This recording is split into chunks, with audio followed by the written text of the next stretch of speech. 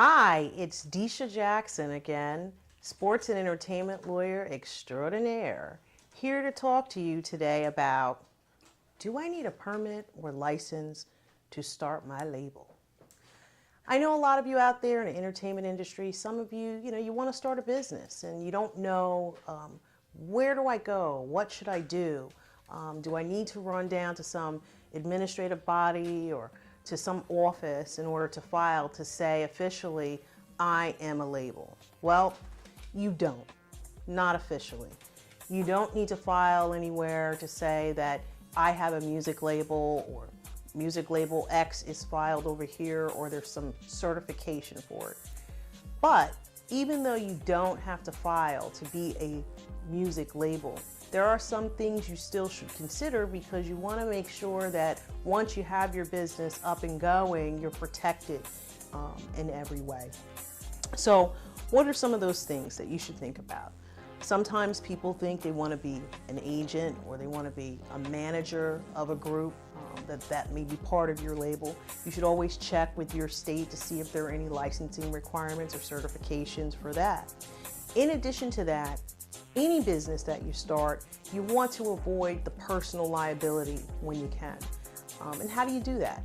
Well, you can form your business into a particular entity.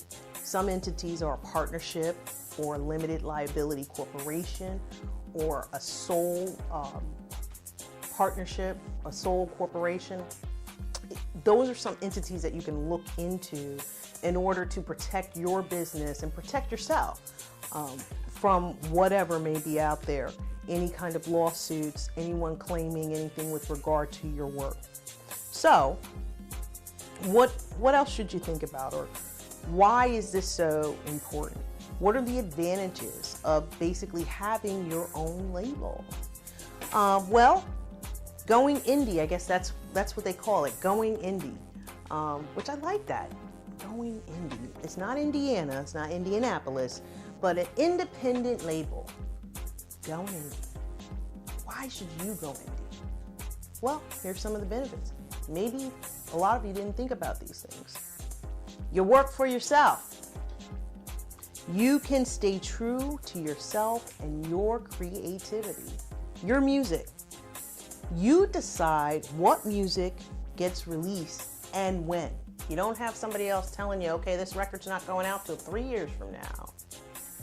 You make all the decisions about production, arrangement, and direction.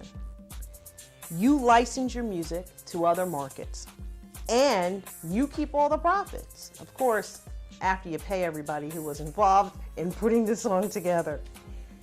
You own your rights to your product, as long as you don't give some of those rights away in order to raise money to do your project. That's something you need to think about too.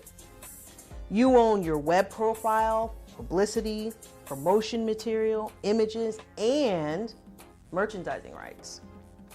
You can charge whatever price you want, or you can give your music away for free.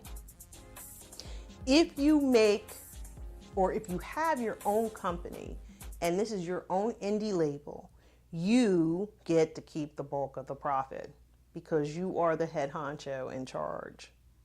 So you should always remember to protect your music by registering your music with the Library of Congress and setting up your publishing company through one of the professional groups that are out there, ASCAP, BMI, or CSAC, if you have your own label. Well, again, I'm Desha Jackson, Esquire, sports and entertainment attorney. Remember, if you have any legal questions or concerns and you want to consult, please feel free to give me a call.